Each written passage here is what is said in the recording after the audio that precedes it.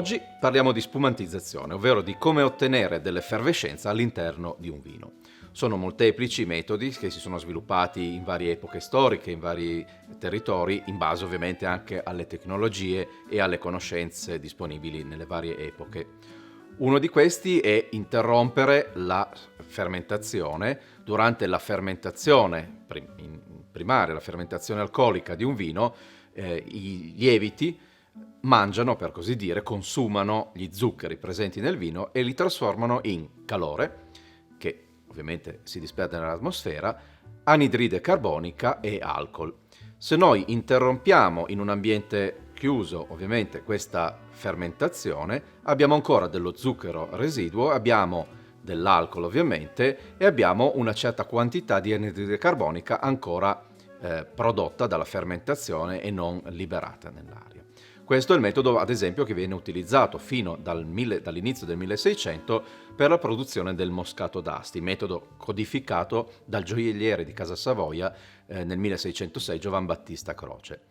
Ma il metodo forse più conosciuto è quello che in Italia viene chiamato metodo classico, che è lo stesso metodo che è stato sviluppato nel corso dei secoli per lo champagne.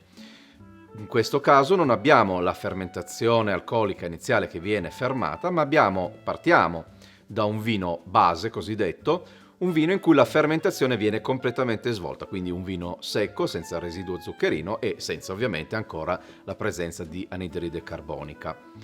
Questo vino viene, dopo appunto la fermentazione o un eventuale affinamento in legno o in altri tipi di contenitori, questo vino viene introdotto in una bottiglia, nella stessa bottiglia vengono aggiunti lieviti e zuccheri.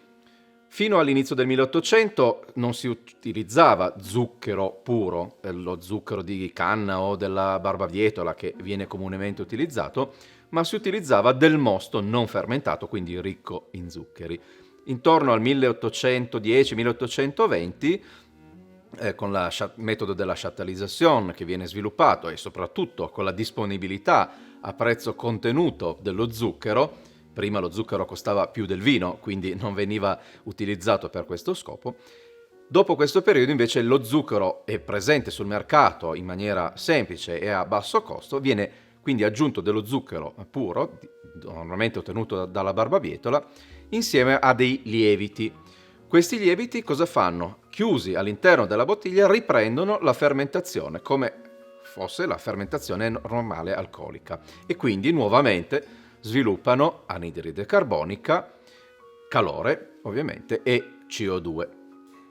Quindi ovviamente questi zuccheri, questi lieviti riprendono la fermentazione normale, fermentazione alcolica, ma all'interno di una bottiglia e quindi sviluppano alcol, quindi il tenore alcolico del vino sale leggermente, anidride carbonica e calore. Il calore chiaramente si disperde nell'ambiente, l'alcol e l'anidride carbonica rimangono all'interno della bottiglia.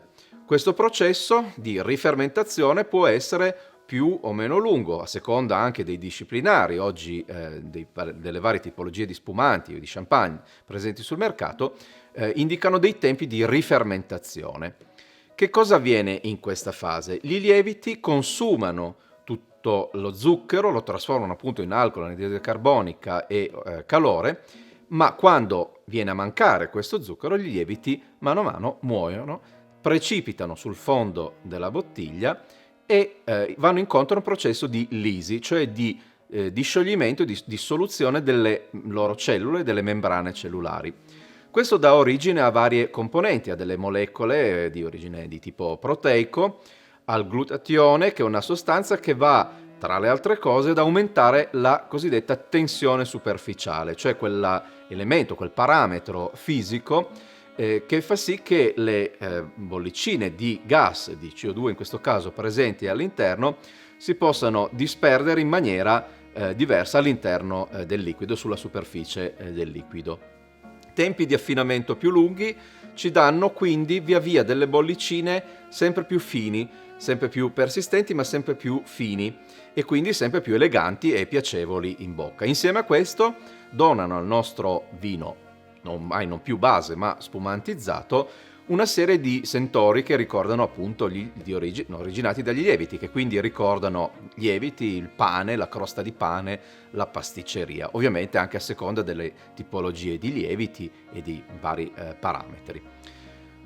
Quando questi lieviti hanno finito questo tempo che stabilisce il produttore di affinamento, devono essere rimossi dalla bottiglia perché formano un sedimento sul fondo appunto di questa bottiglia. Per ottenere per l'espulsione di questi lieviti in maniera ottimale viene fatta dapprima un'operazione che è il cosiddetto remuage, cioè la bottiglia viene portata da orizzontale, posizione nella quale ha svolto tutta questa rifermentazione, viene gradualmente portata in posizione verticale. Questo tradizionalmente avviene su un oggetto chiamato pupitre, che è un semplice pannello di legno con dei fori adatti a questo movimento, oppure in maniera più moderna e tecnologica con dei sistemi che vanno a ruotare delle intere casse di bottiglie, fino a portare la bottiglia con il collo in basso e il fondo verso l'alto, quindi tutti i sedimenti, tutti gli lieviti ormai esausti vanno a finire in un piccolo contenitore chiamato bidule all'interno del tappo, che ricordiamo fino a questo momento è un tappo metallico, non è ancora il tappo a fungo che noi conosciamo, no? degli spumanti. Questi lieviti vanno appunto a riempire questa sorta di bicchierino all'interno del tappo. A questo punto ci sono due metodi per espellere. Il più tradizionale è il dégorgement à la volée, il termine francese utilizzato anche comunemente nelle altre lingue. Viene aperta questa bottiglia e con un gesto molto rapido viene portata in posizione verticale dopo aver fatto uscire questo sedimento.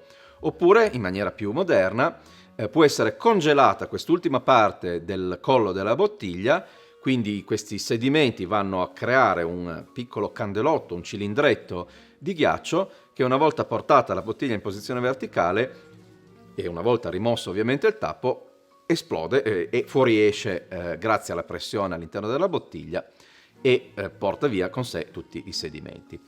A questo punto abbiamo una bottiglia aperta, la CO2 all'interno del liquido. Prima di essere ritappata ovviamente dobbiamo riportare la bottiglia al livello del tappo, al livello ottimale. Questo può essere fatto utilizzando dell'altro vino della stessa tipologia, questo si chiamerà dosaggio zero, pas dosé, oppure possiamo inserire la cosiddetta liqueur d'expédition, cognac, un prodotto che può variare da una casa spontiera o di champagne all'altra e che va ad equilibrare, a dare quel tocco finale al gusto del nostro vino. Ovviamente, se non andiamo a dosare, privilegiamo i sentori primari, le caratteristiche del vino in questione, del vino base che abbiamo utilizzato.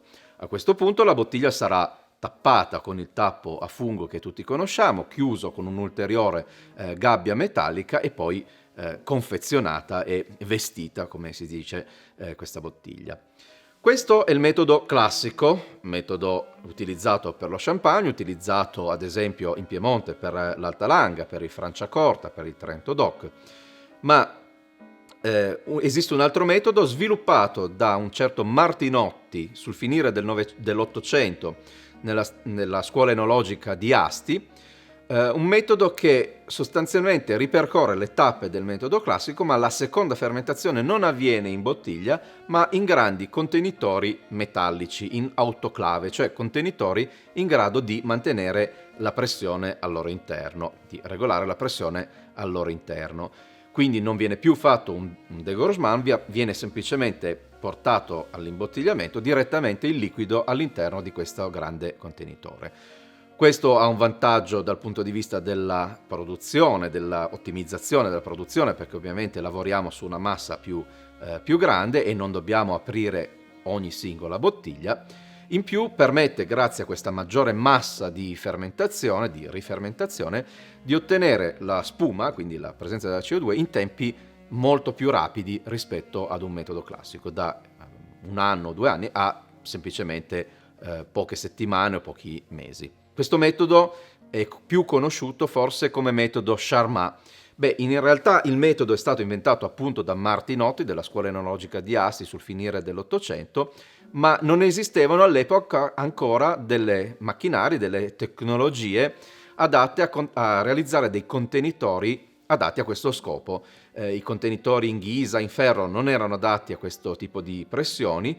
Charmat è un ingegnere francese che ha realizzato per primo delle autoclavi adatte a questo tipo di lavorazione. Quindi è grazie a lui questo metodo è diventato da un metodo realizzato su piccola scala a un metodo effettivamente efficace ed utilizzabile su larga scala. Quali sono le differenze nel bicchiere tra un metodo classico e un metodo Martinotti o Charmat? Beh, le differenze sono essenzialmente dovute al tipo di lavorazione. Il vino base può essere assolutamente lo stesso per uno e per l'altro. Quello che cambia è appunto la rifermentazione in bottiglia per un metodo classico, in autoclave per un metodo Charmat. Come dicevamo prima, nel metodo classico e metodo dello champagne o dell'altalanga la rifermentazione è molto lunga e quindi ci porta ad avere bollicine molto fini e persistenti.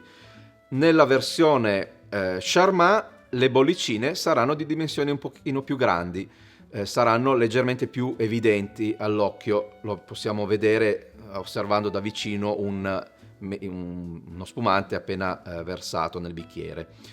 L'altra differenza è che ovviamente con un tempo più lungo di persistenza sugli lieviti, i sentori legati agli lieviti, crosta di pane o pasticceria, sono tendenzialmente più percepibili in un metodo classico, mentre il metodo Charmat tende a favorire i profumi propri dell'uva e della fermentazione primaria.